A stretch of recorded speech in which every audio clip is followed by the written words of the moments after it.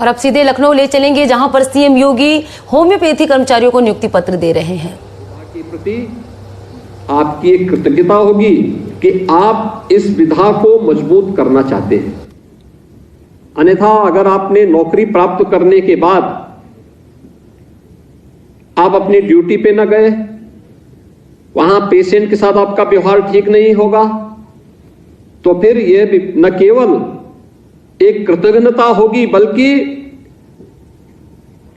अन्य लोगों को हतोत्साहित करने वाला भी होगा, क्योंकि लोगों को फिर होगा कि साहब ये तो एक औपचारिकता है, एक औपचारिकता से जीवन नहीं चल सकता, व्यवस्थाएं नहीं चल सकती हैं। हम जब अपने अधिकारों की बात करते हैं तो इन्हीं सब बातों को लेकर के हमेशा चर्चा होती कि अधिकार से महत्वपूर्ण अपने कर्तव्य होने चाहिए। कर्तव्य, हमारा कर्तव्य क्या है? समाज के लिए, राष्ट्र के लिए, व्यवस्था के लिए, आने वाली पीढ़ी के लिए हम कहां ले जाना चाहते हैं, ये उसमें एक बड़ी भूमिका का निर्वहन करेगा।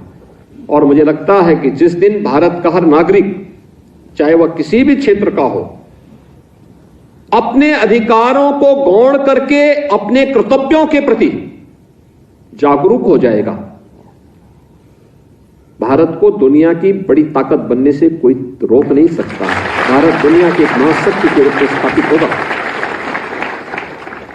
हमें उस दिशा में प्रयास करना चाहिए और ये हर भारतवासी का दायित्व बनता है, जिस भी क्षेत्र में काम कर रहा है। आज का ये कार्यक्रम देश प्रदेश के अंदर प्रधानमंत्री जी के विजन को, आयुष पद्धति को मजबूती प्रदान करने का एक माध्यम है। जैसे यहां पर 393 होम्योपैथ से जुड़े हुए फार्मासिस्ट को आज नियुक्ति पत्र वितरित किया गया। इससे पहले आयुर्वेद से जुड़े हुए पैरामेडिक्स को भी हम लोगों ने इसी प्रकार से नियुक्ति पत्र उपलब्ध कराए थे। अन्य विधाओं के प्रति भी इसी प्रकार के कार्यक्रम चल रहे हैं। अभी हाल ही में हमारी कैबिनेट ने योग और प्राकृतिक चिकित्सा से जुड़े हुए उन लोगों को जिनकी डिग्री अब तक उत्तर प्रदेश के अंदर मान्य नहीं होती थी, उसको मान्य करने के लिए भी एक नए कदम को आगे बढ़ाया है कि योग और प्राकृतिक चिकित्सा ये विधिवत तरीके से उत्तर प्रदेश के अंदर हम लोग उन डिग्रियों को मान्य करें जो किसी मान्यता प्राप्त शासकीय व्यवस्था के अंतर्गत मान्यता प्राप्त कोई डिग्री है, कोई डिप्लोमा है, उसको हम प्रदेश के अंदर भी मान्य करेंगे। और उस प्रकार की डिग्री और डिप्लोमा कोर्स उत्तर प्रदेश शासन भी अपने यहां से आयुष विश्वविद्यालय के माध्यम से या डायरेक्टरेट के माध्यम से इस प्रकार के कार्यक्रम संचालित होंगे, जिससे अधिक से अधिक क्षेत्र में लोग हेल्थ एंड वेलनेस के कार्यक्रम को, उस प्रकार के सेंटर का संचालन कर सके और ट्रेन्ड मैन पावर उन्हें उपलब्ध हो सके। इसके लिए राज्य सरकार तेजी के साथ कदम बढ़ाते हुए कार्यक्रम को आगे बढ़ाना चाहती है। और इसी दृष्टि से आज हम सब आपके बीच में आए हैं आपसे बताने के लिए कि इस दिशा में हमें भी अपने प्रयास को, जो जिस क्षेत्र में है उसको उस दिशा में अपने प्रयास को आगे बढ़ाना होगा। एक पारदर्शी चयन की प्रक्रिया अधीनस्थ सेवा चयन आयोग ने प्रारंभ की है। आज आप देख रहे होंगे कि अमूमन जिस प्रदेश में लोक सेवा आयोग के परिणाम को आने में 1.5 साल 2 साल लगते थे, आज 6 महीने से 9 महीने के अंदर ये परिणाम सामने आ रहे हैं। उत्तर प्रदेश के युवाओं को नौकरियां मिल रही हैं। अधीनस्थ सेवा चयन आयोग लगातार इस दिशा में कार्य कर रही है। शिक्षकों के चयन की पूरी प्रक्रिया को भी उसी पारदर्शिता के साथ आगे बढ़ाने का कार्य हुआ है। और इसी का परिणाम है कि विगत 6 वर्ष के अंदर लगभग 6 लाख यूपी के नौजवानों को हम लोगों ने प्रदेश के अंदर नौकरी, सरकारी नौकरी देने में सफलता प्राप्त की है।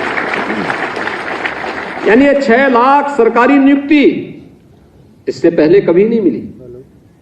और पूरी पारदर्शी तरीके से उत्तर प्रदेश लोक सेवा आयोग हो, अधीनस्थ सेवा चयन आयोग हो, उच्चतर शिक्षा चयन आयोग हो, माध्यमिक शिक्षा चयन आयोग हो, उत्तर प्रदेश पुलिस भर्ती बोर्ड हो, माध्यमिक, चाहे वह बेसिक शिक्षा परिषद के शिक्षकों के चयन की प्रक्रिया हो, ये सभी प्रक्रियाओं को पूरी पारदर्शी तरीके से आगे बढ़ाने का कार्य विगत 6 वर्ष के अंदर संपन्न हुआ, जिसमें उत्तर प्रदेश के 6 लाख से अधिक नौजवानों को अकेले प्रदेश सरकार की विभिन्न सेवाओं में नौकरी करने का अवसर भी प्राप्त हो रहा है। 6 लाख नौजवान आखिर कहीं ना कहीं वंचित थे सरकारी नौकरी से। आज 6 लाख नौजवान अगर मिल करके व्यवस्था का एक पार्ट बन करके पूरी ताकत के साथ, पूरी ऊर्जा के साथ, व्यवस्था के साथ जुड़ करके अपना योगदान देना प्रारंभ कर देंगे तो उत्तर प्रदेश से कौन ताकत है जो उत्तर प्रदेश को फिर भी मारू रखेगी। उत्तर प्रदेश को तो एक समर्थ और समृद्ध राज्य के रूप में अग्रसर होना ही है। उस दिशा में हमारे स्तर पर क्या प्रयास हो रहा है, हर व्यक्ति को इसके बारे में मूल्यांकन और आत्मावलोकन करने की आवश्यकता है। और इसीलिए इस पारदर्शी प्रक्रिया के साथ कोई हस्तक्षेप नहीं, और अगर कोई गलत करेगा तो उसकी जवाबदेही भी तय होगी। एक प्रक्रिया में कहीं भी कोई हस्तक्षेप शासन का नहीं, कोई भी भर्ती की प्रक्रिया हो पारदर्शी तरीके से हो, और जो उस भर्ती की प्रक्रिया को पूरा करेगा उसकी भी जवाबदेही उस स्तर पर, हर स्तर पर तय सुनिश्चित है। और उसी प्रक्रिया के साथ हम सब जुड़ करके इस कार्यक्रम को आगे बढ़ा रहे हैं। आज उत्तर प्रदेश देश के अंदर नए नए रोजगार सृजन का एक नया गंतव्य बना है। आपने देखा होगा फरवरी 2023 में उत्तर प्रदेश ने अपना ग्लोबल इन्वेस्टर समिट किया। उस समय हमारे पास 35 लाख करोड़ रुपए के प्रस्ताव आए थे, आज वो बढ़ करके लगभग 38 लाख करोड़ रुपए के प्रस्ताव आए हैं। नए क्षेत्र कैसे खुल रहे हैं? कल मैं भदोई में था। भदोई में एक इंटरनेशनल कारपेट एक्सपो का आयोजन किया गया है। आप सोचिए, देश के अंदर 17,000 करोड़ रुपए के कारपेट एक्सपोर्ट होते हैं, उनमें 10,000 करोड़ का, 17 में से 10,000 करोड़ का केवल उत्तर प्रदेश से भदोई, मिर्जापुर और वाराणसी से हो रहे हैं। कोई सोचता था हैंडमेड कारपेट, उत्तर प्रदेश का कारीगर, हस्तशिल्प शिल्पी अपने स्तर पर बनाने का प्रयास कर रहा है, कितनी मजबूती के साथ काम कर रहा है। यह वही उत्तर प्रदेश है जहां पहले दंगों से फुर्सत नहीं थी, अराजकता से फुर्सत नहीं थी, गुंडागिर्दी से फुर्सत नहीं थी। विकास की बात आती थी वह कहीं किसी उसमें अटक जाती थी। आज ये वही उत्तर प्रदेश है जो तेजी के साथ विकास की इन प्रक्रिया का हिस्सा बन करके मजबूती के साथ आज न केवल अपने यहां इंफ्रास्ट्रक्चर डेवलपमेंट के लिए, बल्कि नौजवानों के नए नए रोजगार और नौकरी की संभावनाओं को भी आगे बढ़ा रहा है और देश के अंदर निवेश के एक बेहतरीन गंतव्य के रूप में अपने आप को स्थापित कर रहा है। आप सोचिए, ये 38 लाख करोड़ रुपए के निवेश के प्रस्ताव जिस दिन जमीनी धरातल पर उतरेंगे, 1 करोड़ से अधिक नौजवानों को सीधे सीधे नौकरी प्राप्त होगी यूपी के अंदर। 1 करोड़ नौजवानों को करने की इच्छा शक्ति होनी चाहिए। इसके लिए सरकार को कड़े कदम उठाने पड़े थे, कानून व्यवस्था की स्थिति को बेहतर करना पड़ा था,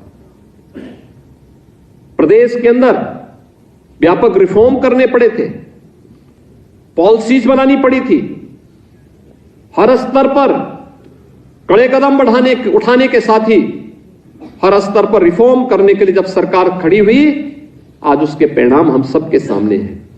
और मुझे लगता है कि वह केवल सरकार नहीं करती है, जब समाज का आशीर्वाद जुड़ता है इस पूरे अभियान के साथ तो सफलता प्राप्त होने में फिर देर नहीं लगती है। आज का यह कार्यक्रम उसी सफलता का हिस्सा है, जिसमें आप जैसे नवचयनित अभ्यर्थी आज होमियोपैथ फार्मासिस्ट के रूप में अपनी अपनी सेवाएं प्रदेश भर के अलग अलग होमियोपैथ हॉस्पिटल्स में उपलब्ध करवाएंगे। आपका व्यवहार, याद रखना, आपका व्यवहार मरीज की आधी से अधिक समस्या का समाधान कर सकता है।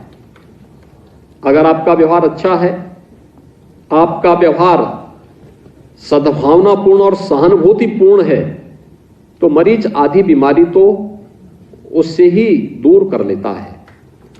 याद करना, बीमारी केवल शारीरिक नहीं होती है, मानसिक भी होती है। तो मानसिक बीमारी का उपचार आपका व्यवहार है। आपका अच्छा व्यवहार होगा, मरीज की आधी बीमारी दूर। बाकी जैसे वो दवा लेना शुरू करेगा, बाकी तो जब उसको विश्वास हो गया कि डॉक्टर मजबूती के साथ, पूरे आत्मविश्वास के साथ मुझे दवा दे रहा है, तो वह दवा उसमें प्रभाव भी दिखाएगी, और दवा उसमें प्रभाव दिखाएगी तो उसकी दुआ भी आपको लगेगी। इसलिए हम इस बात को जरूर ध्यान में रखें कि हमारा व्यवहार मरीज के साथ, मरीज के परिजन के साथ बहुत ही सद्भावपूर्ण और सद्भावनापूर्ण होना चाहिए, सहानुभूतिपूर्ण होना चाहिए।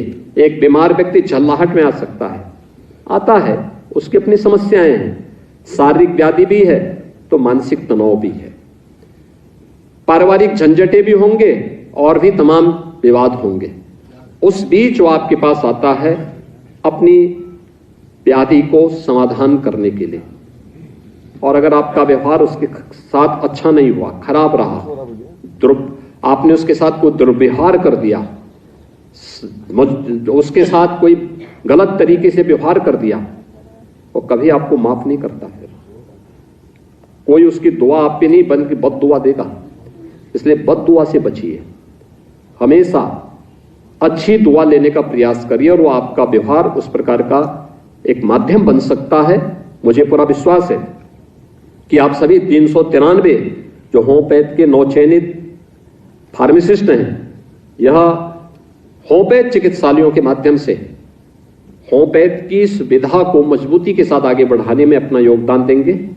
आप सबके चयन के लिए मैं एक बार फिर से आपको, आपके परिवार के सभी अभिभावकों को हृदय से बधाई देता हूं। आप सबके प्रति अपनी शुभकामनाएं देता हूं और विश्वास व्यक्त करता हूं कि आपका चयन उत्तर प्रदेश के लिए, यानी आपका चयन उत्तर प्रदेश के लिए सुखदायी होगा।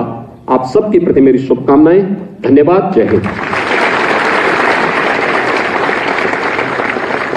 बहुत बहुत धन्यवाद माननीय मुख्यमंत्री महोदय। और ये अद्भुत संयोग है कि आज 10 अक्टूबर है और 10 अक्टूबर को विश्व मानसिक स्वास्थ्य दिवस भी होता है, वर्ल्ड मेंटल हेल्थ डे। और निश्चित रूप से जो नियुक्ति पत्र आपको मिले हैं, ये नियुक्ति पत्र आपको मानसिक रूप से सुख और शांति प्रदान करेंगे। ऐसी शुभकामनाएं। और मैं इसी भावना के साथ अब उत्तर प्रदेश के आयुष विभाग की प्रमुख सचिव श्रीमती लीना जौहरी जी को धन्यवाद ज्ञापन के लिए आमंत्रित करता हूं। श्रीमती लीना जौहरी।